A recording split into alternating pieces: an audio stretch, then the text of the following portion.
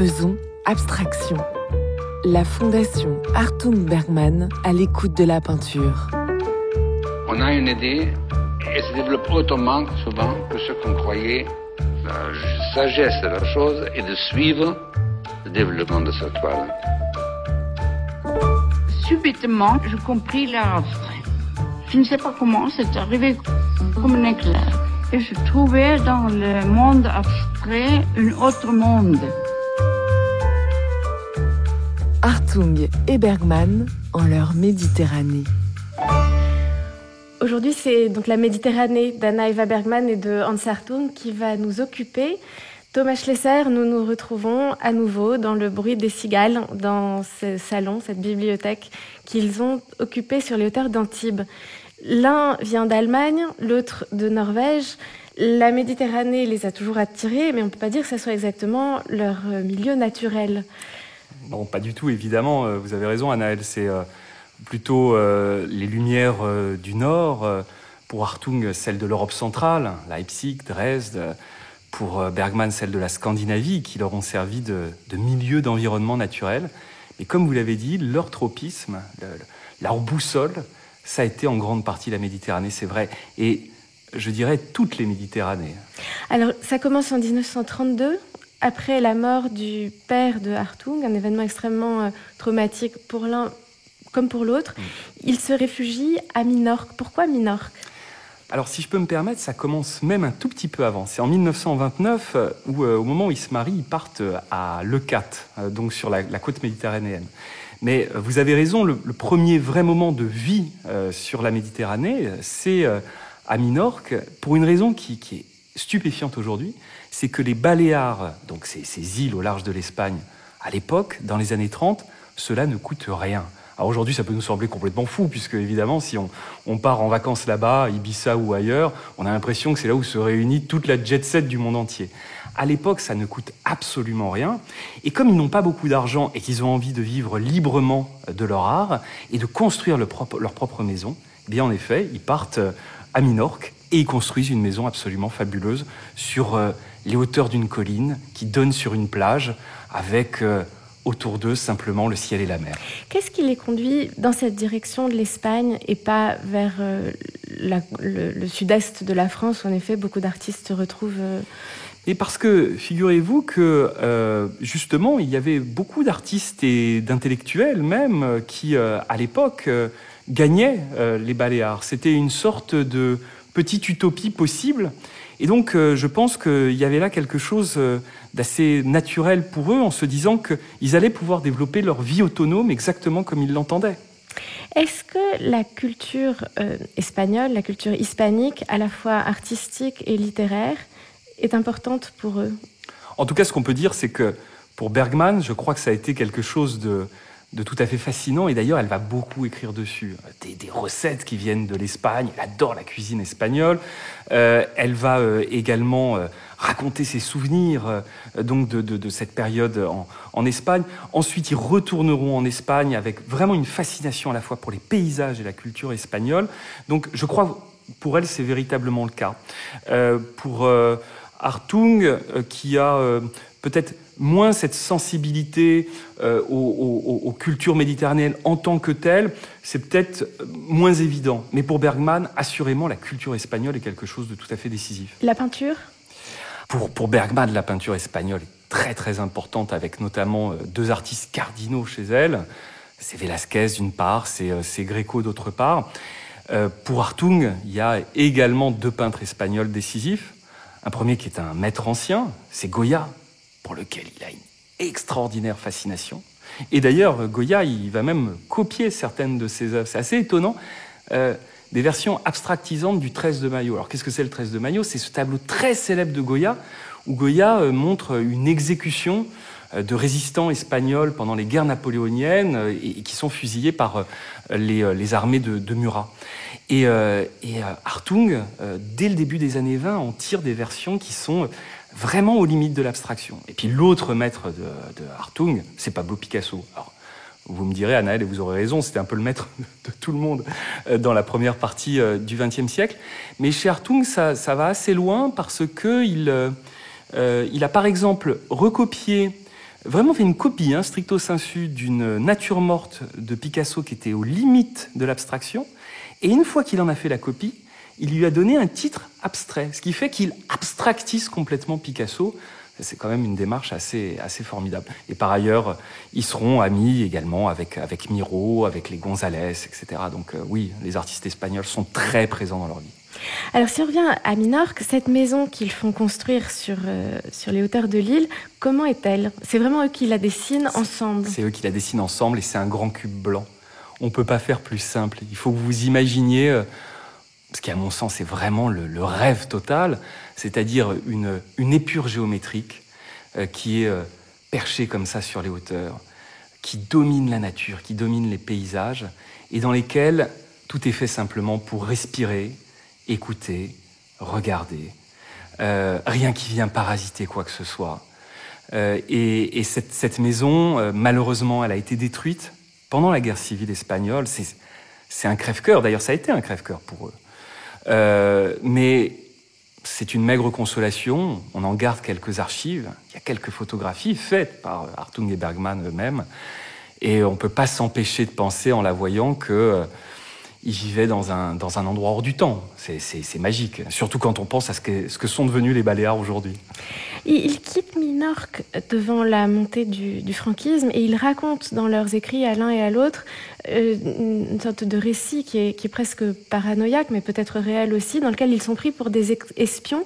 Et cette idée est associée dans les mots d'Anna Eva à l'idée de l'abstraction et à leur pratique de l'abstraction. C'est très étrange. Vous avez parfaitement raison, Anaëlle. Et si je peux me permettre, dès 1929 à Leucate, il y a déjà eu des histoires d'espionnage au sujet de cette pratique un peu étrange. Pourquoi ? Parce que il faut se remettre dans le contexte de l'époque. Imaginez des artistes qui travaillent sur des lois géométriques, ce qu'on appelle le nombre d'or, qui font des plans, qui font des formes qui ne ressemblent absolument à rien.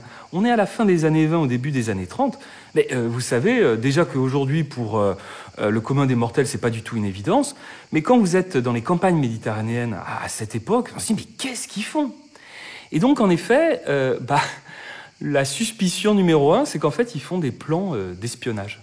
C'est que leur production qui est complètement déconnectée de toute forme de réalité ou de figuration, non, ce sont des armes secrètes, etc. Donc, j'entends quand vous dites qu'il y a un syndrome paranoïaque, c'est pas tout à fait impossible, mais il faut encore une fois se replonger dans ce que c'est que l'ambiance de l'Europe de l'époque. On a quitté une première guerre mondiale, on va en aborder une deuxième, avec des montées des totalitarismes partout, et où...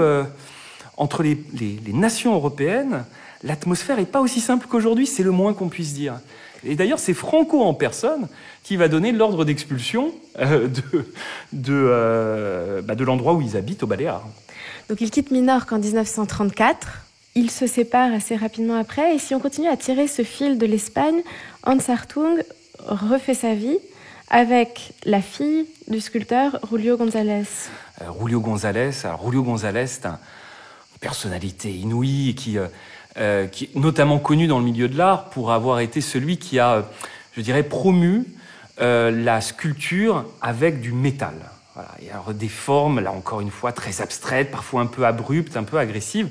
Et Hartung va être très, très imprégné de cette personnalité. Je pense par ailleurs qu'il va vraiment aimer Roberta, même si c'est pas tout à fait la même histoire qu'avec Anna Eva, loin s'en faut.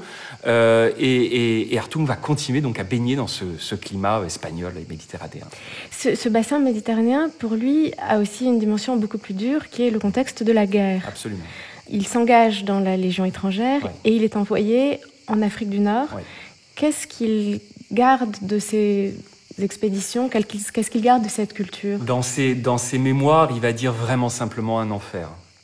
Pour lui, l'Afrique du Nord, la Légion étrangère, où il s'engage parce qu'il ne veut pas combattre du côté des nazis, donc il se met du côté des Français, sauf que du côté des Français en 1939 et en 1940, on ne pouvait pas accepter d'Allemands dans l'armée régulière. Donc il n'y avait que la Légion étrangère qui acceptait des Allemands. Et c'est terrible, c'est dur, d'abord parce que c'est un pacifiste, Hartung, il n'a pas envie de se battre, parce que c'est quelqu'un de très courageux, mais enfin c'est pas non plus quelqu'un de archi-téméraire et qu'il n'a pas envie de mourir. Et donc là-bas, il est malheureux parce qu'il sait qu'il peut y passer tout simplement à tout moment, même si dans la première partie en 1940, au sens strict, il ne va pas au front. Et puis quand il revient dans la Légion un peu plus tard, en 1943-44, là c'est vraiment l'enfer. Pour autant, ça c'est ce qu'il raconte dans ses mémoires. Mais nous, ce qu'on garde de Hartung dans sa production artistique, ce sont des images bouleversantes de l'Afrique du Nord. Pourquoi ? Parce qu'il va dessiner énormément de têtes, et des têtes qui sont une combinaison, vous voyez, entre ces têtes en alarme, tragiques, qu'il peut y avoir dans le Guernica de Picasso, ça c'est l'influence artistique, mais également une influence géographique, et il va représenter à de nombreuses reprises des profils de têtes qui sont à l'évidence des indigènes, de Sidi Bel Abbès, des têtes à la Chéchia. C'est tout à fait bouleversant. Et c'est drôle parce que, vous voyez, ces têtes, il ne va pas beaucoup les montrer, il va simplement les évoquer quelquefois, pas du tout les exposer. C'est une production qu'il garde mais qu'il ne montre pas. Et aujourd'hui, c'est vraiment bouleversant de regarder ce vestige sensible de ce qu'a été son passage en Afrique du Nord. Je crois qu'il a même peint un réfectoire à Sidi Bel Abbès. Qu'est-ce que c'est que comment cette chose se passe ? Il est un soldat, mais on sait qu'il est un artiste aussi. Voilà. Comment ça arrive ? C'est une histoire absolument rocambolesque. En fait, on fait savoir à celui qui s'occupe de la caserne de Sidi Bel Abbès, où il y a la Légion étrangère, que Hartung est peintre. Et donc, Hartung, un peu pour se planquer, il faut dire. Attention, c'est dans son premier séjour. Dans le deuxième séjour, dans la Légion, il porte les armes. Mais dans le premier séjour, il se dit, je vais peut-être pouvoir échapper un peu au combat et aux entraînements en repeignant, dit-il dans ses mémoires, un réfectoire. En fait, je pense que c'était la bibliothèque et que Hartung fait un petit problème de situation du lieu, puisque le réfectoire, il n'y avait rien à repeindre. Je pense que c'était la bibliothèque. Et en effet, ce qu'il fait, c'est que dans un premier temps, il essaye de peindre des formes abstraites. Alors, évidemment, on lui dit ça, c'est pas possible. Et puis ensuite, il fait une peinture de la bataille de Cameron. Alors, la bataille de Cameron, c'est le grand fait de gloire au XIXe siècle de la Légion étrangère. Mais ce qu'il faisait avec deux de ses camarades, c'est qu'il faisait semblant de travailler la journée, et puis ensuite il effaçait, un peu comme Pénélope qui attend Ulysse, histoire que ça dure le plus longtemps possible. Donc on pourrait dire qu'en fait il peignait non pas dans la rapidité comme il a fait toute sa vie, mais dans la lenteur pour gagner du temps. Cet endroit existe toujours ? Alors, bien évidemment que la caserne de Sidi Bel Abbès existe toujours. En revanche, non, les peintures de Hartung ne sont plus présentes. On a même recherché des archives pour voir si elles ont été photographiées. Malheureusement, en l'état actuel de la recherche, comme on dit, on n'a rien trouvé. Donc on ne les connaît que par leur récit. Exactement. Que par le récit de Hartung lui-même. C'est digne des récits de Pline l'Ancien dans l'Antiquité. Nous ne connaissons certaines œuvres de Hartung que par la voix orale et la voix du son. Et en 1943, il est encore interné en Espagne. Donc l'Espagne devient le théâtre d'une horreur. Parce que c'est terrible. Il faut imaginer que quand il y a l'invasion de la zone libre en France, où déjà, il vit clandestinement, il est obligé de fuir. Ce qui se fait prendre par les Allemands alors qu'il a combattu contre le nazisme, il est fusillé sur place et il le sait. Donc il est exactement, si vous voulez, toute proportion gardée, dans la même position que les migrants de la Méditerranée d'aujourd'hui, qui sont obligés de fuir les pays dont ils sont les ressortissants et d'aller dans des zones où ils deviennent des clandestins. Donc lui, il part en Espagne exactement comme les migrants aujourd'hui. Que lui arrive-t-il ? Mais il est clandestin, il est emprisonné. Donc on le met dans les prisons de Barcelone, de Figueras, etc. Et il finit en camp de concentration. Attention, pas en camp d'extermination, c'est important de faire la différence, mais ce qu'on appelle un camp de concentration, celui dans lequel il va résider un bon moment, Miranda, 6 mois, et où là, c'est pas l'enfer, on va pas faire des comparaisons absurdes avec la condition des Juifs, mais c'est en revanche la dysenterie, la gale, le surmenage, la surpopulation, l'horreur. Et c'est en quelque sorte comme si leur crainte du moment de départ de Minorque se réalisait. Exactement, vous avez raison. J'avais jamais pensé des choses comme ça, mais vous avez tout à fait raison. C'est vrai, c'est l'actualisation d'un cauchemar. Improbable, absolument. Un récit paranoïaque dans le sens où ça semblait peut-être peu probable et finalement l'horreur se réalise. Absolument, tout à fait juste. On est ici à Antibes. Ça va mieux. Ça va beaucoup ça va mieux mieux qu'en Espagne. Ça va beaucoup mieux. Hans Hartung écrit « Paris m'avait séduit, mais je rêvais du midi de la France ». C'est un autre sud de la France, c'est un autre midi. Qu'est-ce qui les conduit à Antibes ? Oui, en effet, c'est un autre sud que le Cap, vous avez raison. C'est encore d'autres atmosphères, d'autres lumières. Alors, je pense que, et pour Bergman et pour Hartung, il y a un premier niveau très simple, c'est qu'ici, il y a des lumières qui sont fabuleuses. Vous me direz, quand vous parlez avec des artistes qui aiment la Belgique, par exemple, ils vous disent que les plus belles lumières sont en Belgique, avec les impressionnistes, c'est la Normandie, donc les plus belles lumières sont partout, j'en ai tout à fait conscience. Il n'empêche que la Méditerranée, et en particulier la Côte d'Azur, c'est un climat qui est tempéré, par le fait qu'on a le vent de la mer d'un côté et puis qu'on a les montagnes de l'autre. Donc c'est vraiment un microclimat qui est très très plaisant à la fois sur le plan du ressenti corporel, c'est jamais trop chaud, jamais trop froid, et où il y a des lumières qui sont relativement constantes. Et puis parfois, quand vous avez un peu de nuages, ça devient bouleversant de beauté. Vous avez également des orages qui sont fabuleux. La deuxième raison, elle est un tout petit peu plus triviale. Ce sont aussi des raisons mondaines, plus exactement des raisons de réseau, on va dire. Picasso ? Des réseaux. C'est-à-dire qu'ici, il y a les amis, il y a tous les grands artistes qui sont passés par là. Alors, c'est pas véritablement des amis intimes de Bergman et d'Hartung, mais j'en sais rien. Nicolas de Staël s'est installé ici. Il est mort en 55 avant qu'il s'y installe. Mais évidemment, Pablo Picasso. Et puis les grands cinéastes, à Saint-Paul-de-Vence. Il y a Clouzot qui est là, il y a André Cayatte. Enfin, voilà, c'est vraiment une atmosphère où ils sont comme des poissons dans l'eau. Et est-ce qu'on sait pourquoi le choix d'Antibes même ? Alors, ils connaissent bien Antibes, et en particulier, il y a eu un moment assez décisif pour Hartung, qui a été une exposition en 59 au Château Grimaldi, là où c'est l'actuel musée Picasso. Une exposition assez étonnante d'ailleurs. Et donc c'est cette exposition qui leur fait découvrir Antibes ? Je dirais pas ça, mais en tout cas, ce qui est assez amusant, c'est que dans la chronologie, 59 cette exposition, et 60, il y a véritablement l'envie d'investir un terrain à Antibes. Dans cette vie artistique des années 60 de la Côte d'Azur, ils sont très intégrés, ils sont des figures très visibles. Oui. Et l'un et l'autre d'ailleurs, parce qu'on a toujours tendance à penser qu'il n'y a que Hartung, mais Anna Eva Bergman est une artiste de la Galerie de France. C'est une artiste qui a une légitimité, une reconnaissance critique énorme, qui est même collectionnée. Donc, et l'un et l'autre. Et puis il y a la personnalité de Bergman. C'est une personnalité absolument merveilleuse. Hans Hartung est plus dur. C'est pas un type bourru, etc. Enfin, c'est pas quelqu'un d'un abord facile. Anna Eva Bergman est quelqu'un qui vraiment est une personnalité rayonnante. Et ils sont très bien intégrés. Ils ont plein d'amis, plein de rendez-vous. On vient les voir. Ça, c'est notamment le cas au début des années 70. Après, dans les années 80, au moment où ils vieillissent un peu, ça devient un peu plus compliqué. Mais il ne faudrait pas les imaginer dans une solitude intégrale. C'est pas vrai non plus. Merci beaucoup, Thomas Schlesser. Avec plaisir.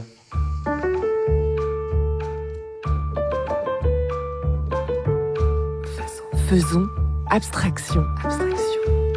Hartung et Bergman en leur Méditerranée. Alors nous allons à présent entrer dans cette maison de Hans Hartung et d'Anna Eva Bergman avec vous. Margot Lingua-Nortes, vous êtes responsable de la communication et des relations publiques de la Fondation. Et pour commencer, nous allons écouter Hans Hartung raconter sa découverte du terrain. Nous sommes en 1973 sur France Culture, au micro de François Letarga. Hans Hartung, avant de parler de votre œuvre proprement dite, de vous, de vos préoccupations, je crois qu'il faut parler d'une de vos œuvres, qui est une des plus récentes peut-être. C'est la maison dans laquelle nous nous trouvons à Antibes. Cette maison, c'est vous qui l'avez conçue, qui l'avez voulu ainsi, et à elle seule, elle est un Hartung. Quelle a été votre préoccupation pour construire cet ensemble, d'ailleurs, de maisons au milieu de la nature ? J'ai toujours, depuis ma jeunesse, c'est-à-dire, j'ai toujours aimé le midi de la France. Le midi de la France, l'Espagne, etc. J'aime beaucoup les oliviers, j'aime beaucoup la lumière ici, tout ça, la Méditerranée, etc. Bon, à l'époque, c'était encore plus beau que maintenant, il faut reconnaître. Tous les problèmes pour nous, étaient celui-ci. Notre atelier à Paris, pour ma femme et pour moi, devenait trop petit.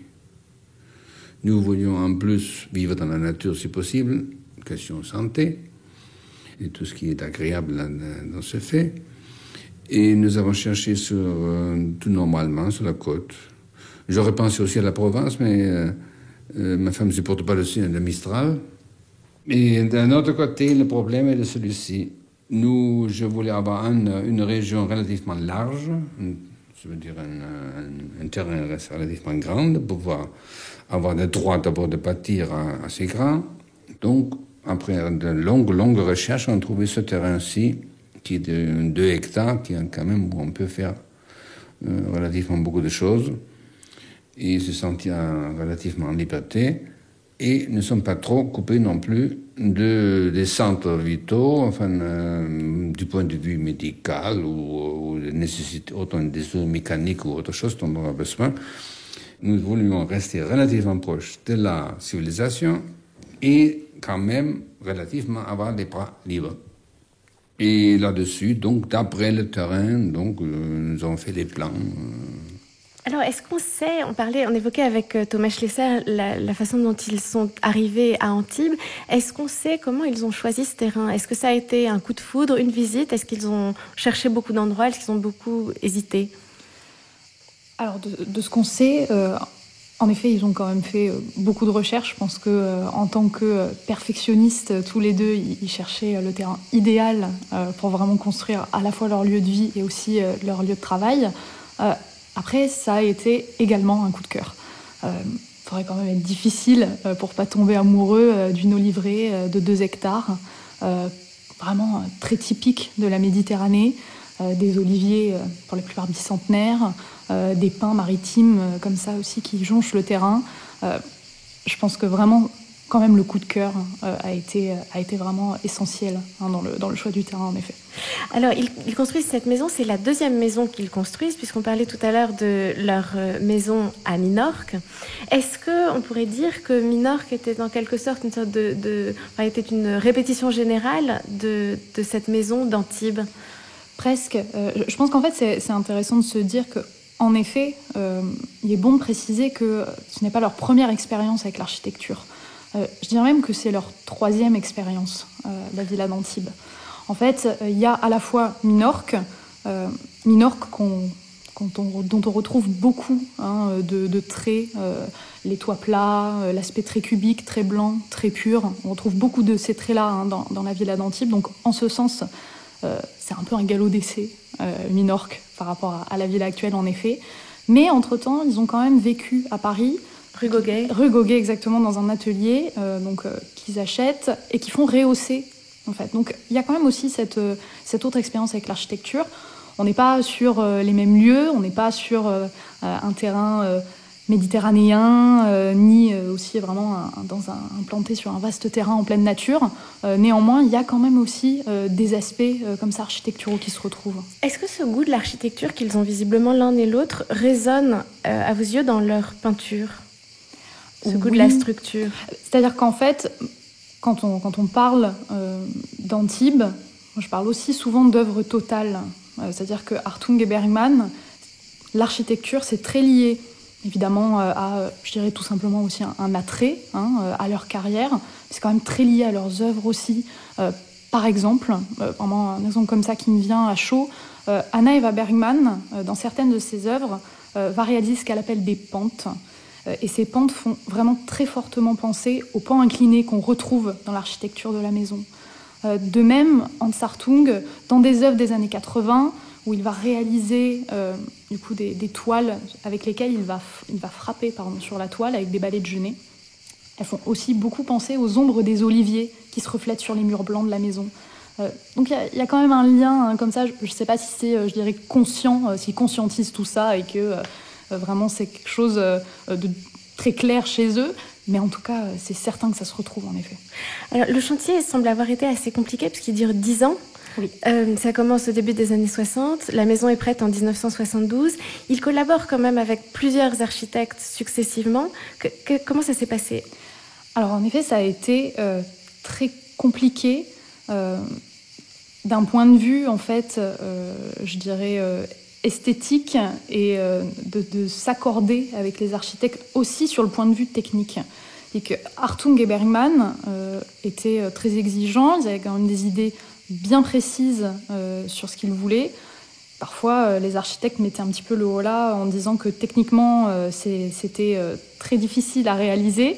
Alors pas impossible, hein, parce que quand on voit l'état actuel de la maison, il y a des détails, notamment par exemple les fenêtres de la pièce dans laquelle nous nous trouvons, qui sont toutes ce qu'on appelle maintenant à galandage, qui ont comme ça 3 couches successives, à la fois la vitre, à la fois la moustiquaire et à la fois le volet.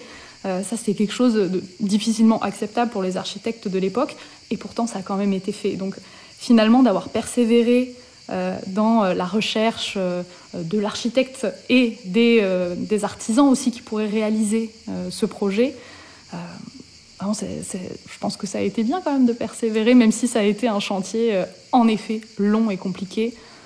Mais heureusement, ça a quand même abouti au projet tel qu'on le connaît aujourd'hui, qui est quand même extraordinaire du point de vue architectural et technique. Alors on va continuer à écouter Hans Hartung parler de ses sources d'inspiration dans la conception de cette maison.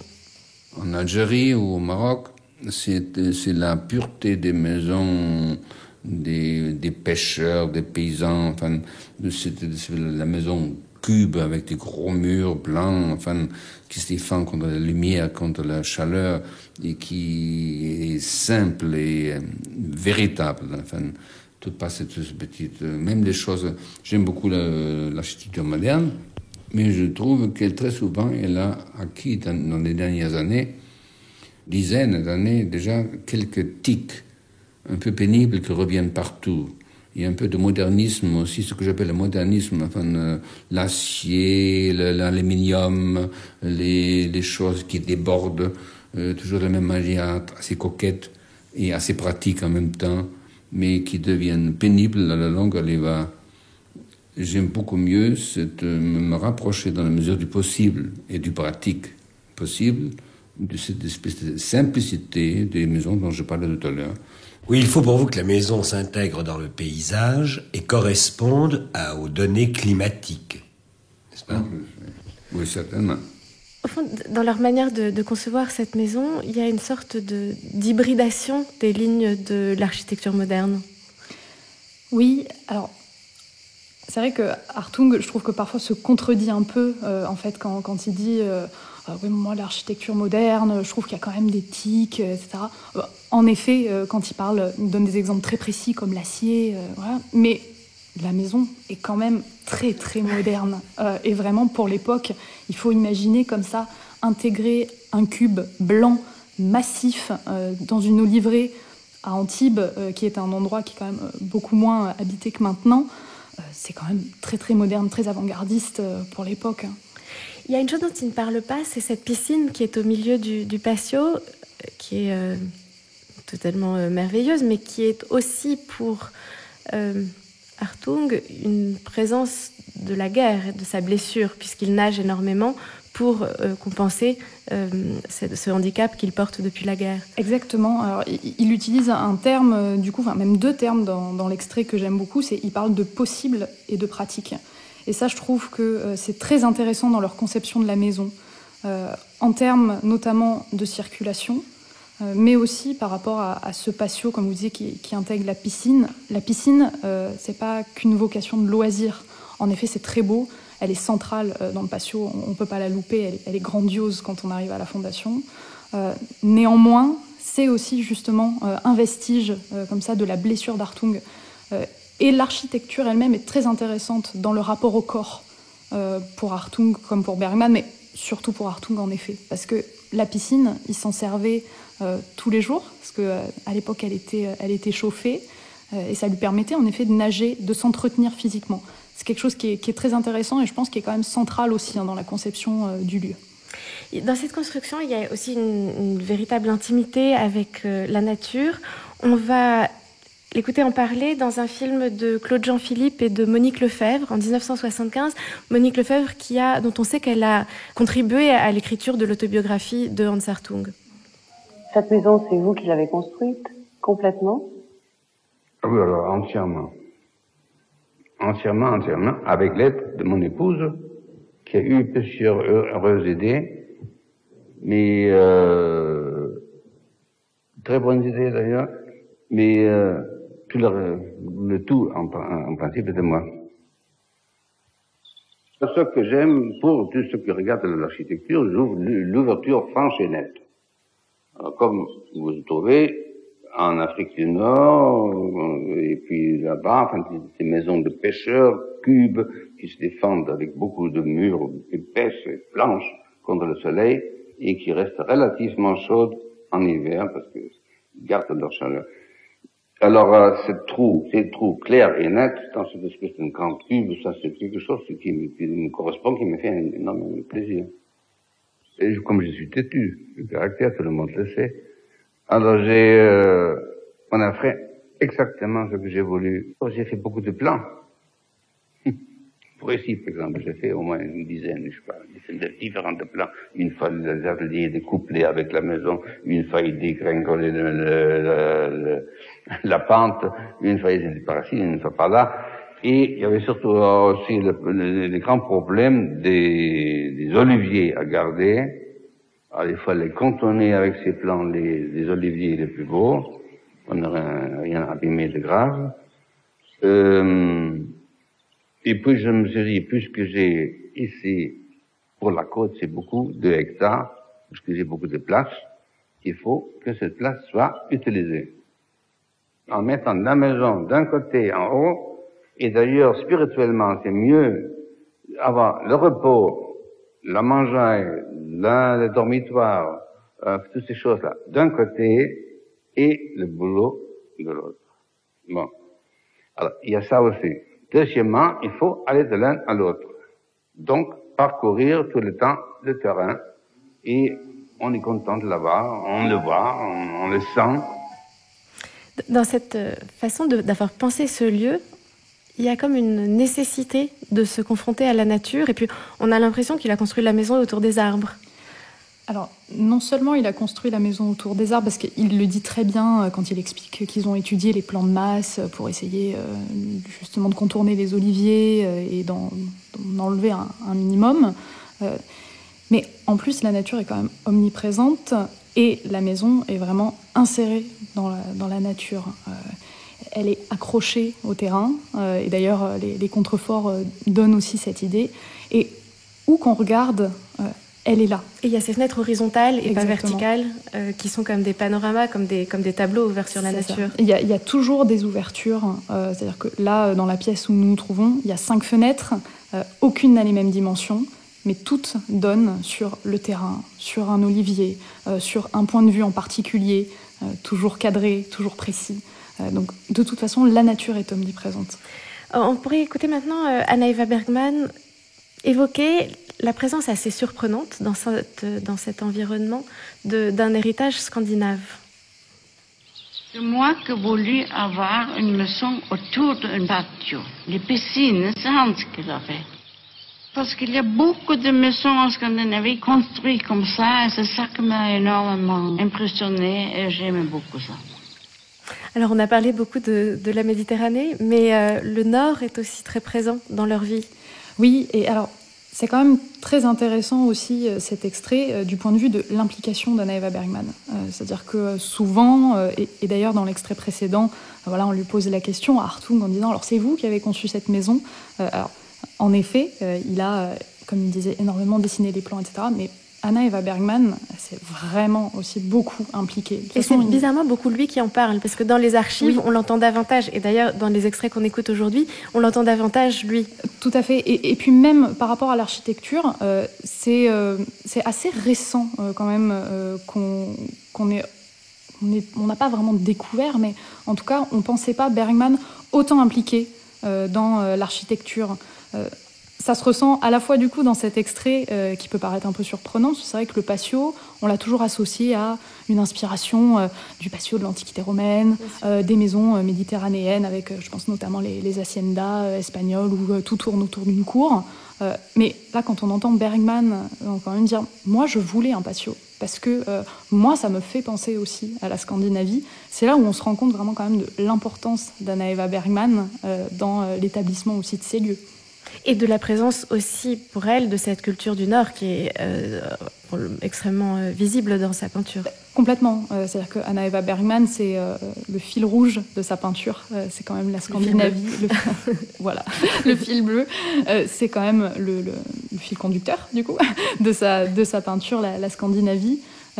Et ça paraît logique, finalement, qu'elle aussi ait voulu retrouver un peu de Scandinavie dans l'architecture, qu'on qualifie toujours justement de très méditerranéenne, très ancrée dans le paysage méditerranéen, très inspirée des maisons, des bords de mer et des littoraux et des côtes. Mais il y a quand même en effet justement cette idée de la Scandinavie. Alors justement, on a utilisé ce mot de Méditerranée à de nombreuses reprises aujourd'hui. La mer, c'est important pour eux ? Alors, c'est une importance toute relative, je dirais. C'est-à-dire qu'en effet, il y a un coup de cœur pour la Côte d'Azur de manière générale. On la voit du bout du terrain ? On la voit, la mer Méditerranée, on l'aperçoit, je dirais, presque plus qu'on la voit. Mais c'est pas comme les oliviers, le terrain qui nous entoure, c'est pas omniprésent. Alors, ça se ressent de fait, mais je dirais qu'en effet, ça a une importance toute relative. Je pense que ça n'a pas été la chose décisive qui a fait que, voilà, s'il n'y avait pas la mer, il se serait peut-être quand même installé ici. Merci beaucoup Margot Lingua-Nortes. Nous retrouvons à présent Pauline Dran qui vient de passer quelques jours à la Fondation Hartung Bergman à Antibes pour s'imprégner de ces lieux, pour s'imprimer des œuvres de Hans Hartung et de Anna Eva Bergman dans leurs ateliers. Nous sommes autour de cette piscine, au cœur de la villa, dans Spatio. Pauline Dran est musicienne, interprète, compositrice. Son premier album est sorti en 2018, il s'intitule Fait bleu et actuellement Pauline Dran est en résidence à la Cité des Arts, Cité internationale des Arts, pour travailler sur son prochain album. Et nous allons à présent écouter quelques morceaux qui ont été choisis en résonance avec ce sujet de la Méditerranée.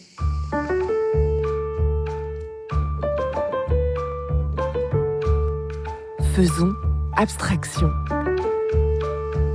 La Fondation Hartung Bergman à l'écoute de la peinture. Chers amis, bonjour. Je vais chanter quelques chansons de mon répertoire qui sont totalement inédites, que je n'ai jamais chantées en public. Je vous invite à vous laisser porter par ce lieu, cette ambiance, ces sensations visuelles, sonores. Voilà.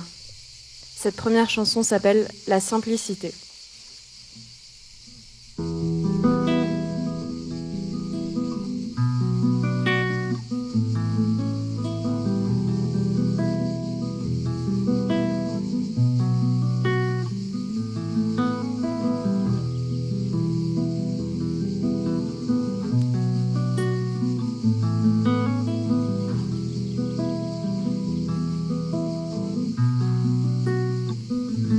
À ceux qui aiment trop les étoiles et n'en amassent que des poussières, à ceux qui rêvent de mettre les voiles là mais n'amarrent pas même leurs galères, à ceux qui n'ont que des questions et n'osent pas l'exclamation, à ceux qui, tout comme moi, se verraient bien au cinéma sur l'écran noir de la nuit pâle, ajouter du rouge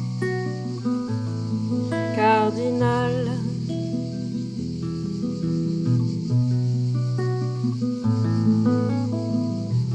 Pourquoi ne peut-on pas simplement s'aimer? Pourquoi la vie ne tourne-t-elle pas du bon côté? Pourquoi ne peut-on pas simplement chanter qui a pris en otage la juste tonalité?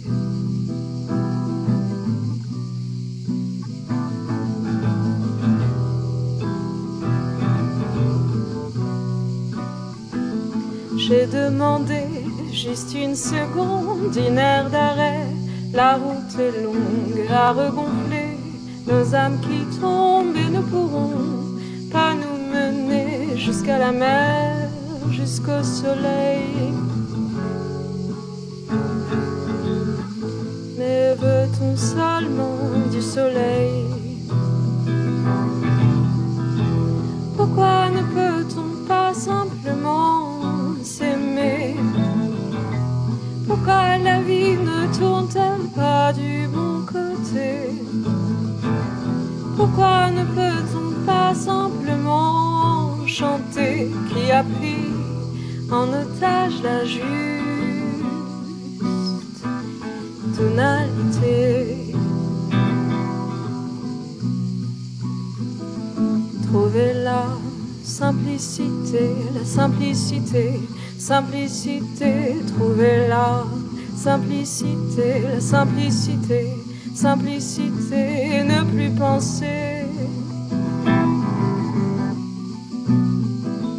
As-tu idée de ça? Trouver la simplicité, la simplicité, simplicité, trouver la simplicité, la simplicité, simplicité, ne plus penser. As-tu idée de ça?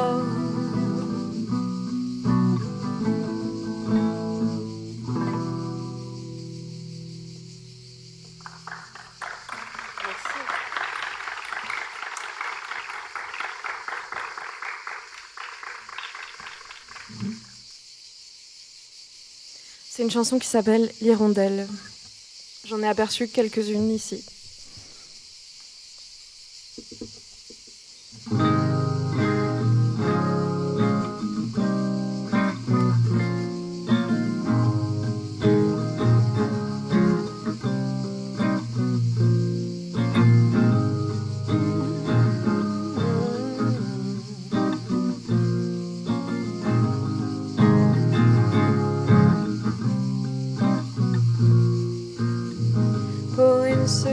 Simplifié, j'ai traqué ma peine en gibier, quitte à mourir, autant sourire.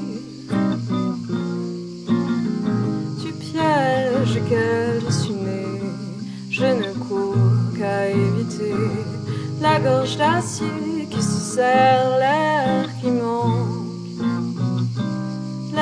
manque à la poussière en hirondelle. Je vole à travers le ciel et nouvelle, j'arbore toute folle mes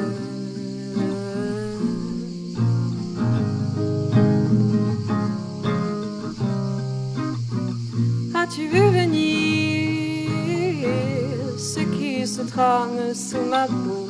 Je n'ai pu tenir une seconde et c'était trop. As-tu vu venir et l'eau qui bout sous le ruisseau? Je ne peux mentir. Oh mon Dieu que ce lieu est beau. En hirondelle je vole à travers le ciel et nouvelle, j'arbore toute forme humaine. En hirondelle je vole à travers le ciel et nouvelle, j'arbore toute forme humaine.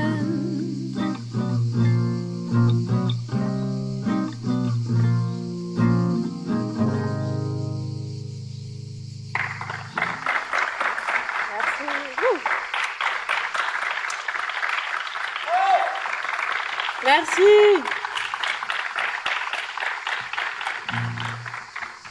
Cette dernière chanson est une adaptation que je viens de faire ici hier d'un standard qui s'appelle Wild is the Wind, Sauvage est le vent. Ça parle, les textes parlent en eux-mêmes.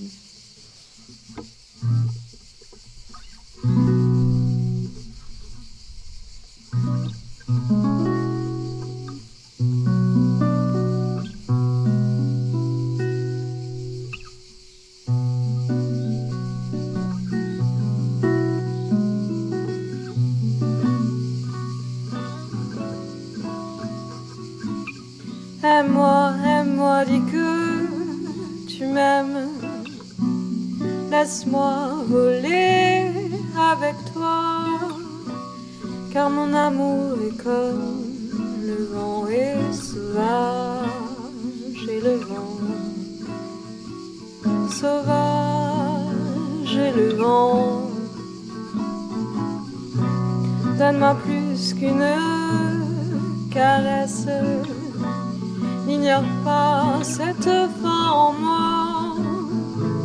Laisse le vent souffler en ton cœur, car sauvage est le vent, sauvage est le vent. Tu me touches, j'entends le son des mandolines. Tu m'embrasses et avec ça ma vie commence.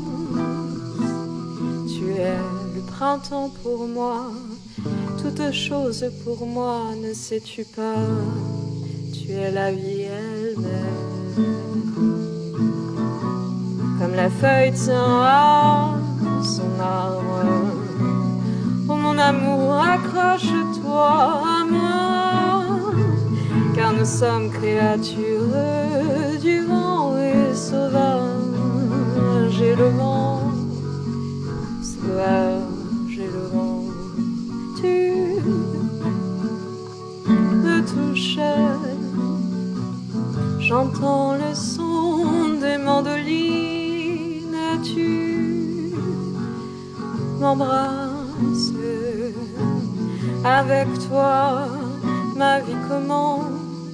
Anaïva, tu es le printemps pour moi, toute chose pour moi, ne sais-tu pas? Tu es la vie elle-même. Comme la feuille tient à son arbre, oh mon amour, accroche-toi à moi, car nous sommes créatures du vent et sauvage et le vent, sauvage et le vent. Aime-moi, dis que tu m'aimes. Laisse-moi voler avec toi,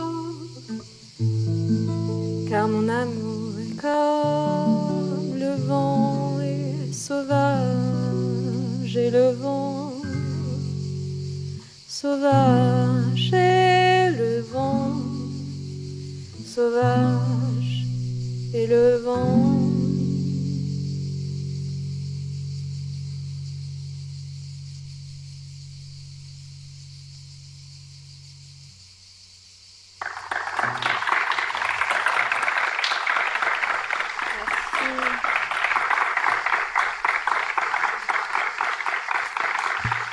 Merci. Faisons abstraction. Hartung et Bergman en leur Méditerranée. Pauline Drost, ces trois morceaux, vous les avez choisis en résonance avec les œuvres d'Anna Eva Bergman et de Hans Hartung et ce thème de la Méditerranée qui nous a occupés dans cette émission. Ça fait quelques jours que vous êtes là, en résidence à la Fondation. Qu'est-ce qui, dans ce lieu, vous a inspiré d'abord ce choix et puis cette adaptation? La simplicité des lignes, la beauté qui, du coup, du fait de cette simplicité, rentre par toutes les ouvertures. Et ce contact avec les éléments.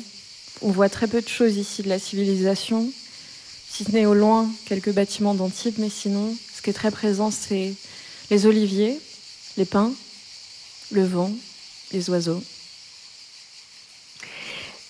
Il se trouve que ce thème de la Méditerranée, c'est un territoire de recherche qui vous occupe depuis pas mal de temps, alors même que vous non plus, ça n'est pas votre milieu naturel.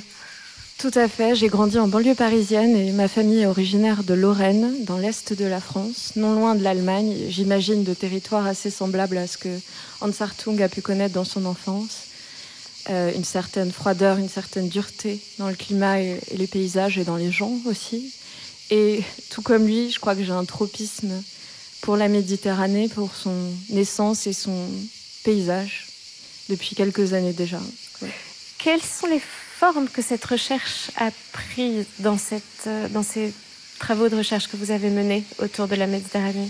En fait, en ce moment, je travaille sur une création qui s'appelle Sonnet Orphée, tirée des poèmes de Rainer Maria Rilke, qui, à travers cette poésie, invoque la figure d'Orphée, donc figure de l'Antiquité grecque et des mythologies grecques, qui est quelque chose, un territoire littéraire et symbolique qui m'attire beaucoup et qui m'inspire énormément. À quoi ça va ressembler, ce projet ? Ça ressemblera à une performance musicale, chorégraphique et poétique, puisque j'y invite un danseur, Nicolas Faubert, et un pianiste et compositeur, Richard Sears. Et moi-même, je vais me produire au chant, à la lecture de textes et à la guitare. Ça va se produire en septembre au Festival des Bibliothèques Idéales de Strasbourg. Et pour cette création, en fait, récemment, j'ai fait beaucoup de recherches sur la mythologie grecque, tout l'imaginaire en fait contenu dans cette civilisation incroyable et dans ces textes qui sont d'abord de transmission orale et qui nous sont parvenus désormais sous forme écrite. Vous parlez de danse, j'ai l'impression que la manière dont vous pratiquez la musique englobe aussi, d'une certaine façon, les autres arts. En tout cas, que l'image a une place importante dans votre façon d'aborder les choses. Oui, je suis très sensible à l'image. Je suis très sensible au son et je suis très sensible au visuel. Et pour moi, ce qui me touche, c'est l'expression artistique quand elle est vraie et qu'elle a cette flamme en elle-même. Ça me touche et ça me donne envie de faire des choses. Voilà. Je suis ébranlée dans un premier temps, dans un poste de réception, et ensuite, je peux moi aussi avoir envie d'émettre quelque chose. Comment êtes-vous rentrée dans l'œuvre de Hans Hartung et d'Anna Eva Bergman? Qu'est-ce qui, chez eux, vous touche et vous a inspiré pour ces morceaux? J'ai avec beaucoup de chance découvert un petit peu plus en profondeur l'œuvre de Hans Hartung et d'Anna Eva Bergman ici à la Fondation, grâce à son directeur Thomas Schlesser. Et donc c'était une manière très privilégiée d'aborder ces deux œuvres denses et particulièrement intéressantes, en tout cas touchantes d'un point de vue sensible. Pour moi, il y a quelque chose d'immédiat en fait dans la réception sensible. Avant même de connaître l'histoire et dans quel mouvement ça s'inscrit, parce que je suis pas une historienne de l'art et j'ai pas toutes ces connaissances, je suis touchée par une vibration en fait. Pour moi, la peinture n'est pas très éloignée de la musique parce qu'il s'agit de vibration et de qu'est-ce que dégage une toile et qu'est-ce qu'on ressent en sa présence en fait. Et je crois que les deux travaillent beaucoup sur cette question de la vibration. D'ailleurs, les œuvres d'Anna Eva Bergman ne sont pas reproductibles, ou très difficilement reproductibles sur papier, et que c'est vraiment au contact, en fait, qu'il se passe quelque chose. Je crois que la lecture de ces carnets vous a beaucoup touché aussi. Oui, la lecture des carnets d'Anna Eva Bergman. Et là, il y a beaucoup de pensées sur la forme, la ligne, la lumière, la vie. Elle parle de formes qui irradient la lumière et la vie. Et pour moi, ça, c'est l'esprit méditerranéen et c'est ce que je veux faire dans ma création. Merci beaucoup, Pauline Dran. Merci beaucoup. Et pour poursuivre ces conversations, je vous invite à découvrir d'autres épisodes de ce podcast, Faire abstraction, à la découverte des ateliers de Hans Hartung et de Anna Eva Bergman, et puis aussi des regards qui ont été portés sur leurs œuvres depuis une 50aine d'années.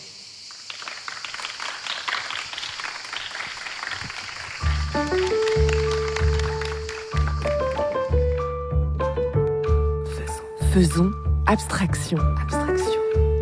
Retrouvez ce podcast en ligne sur toutes les plateformes.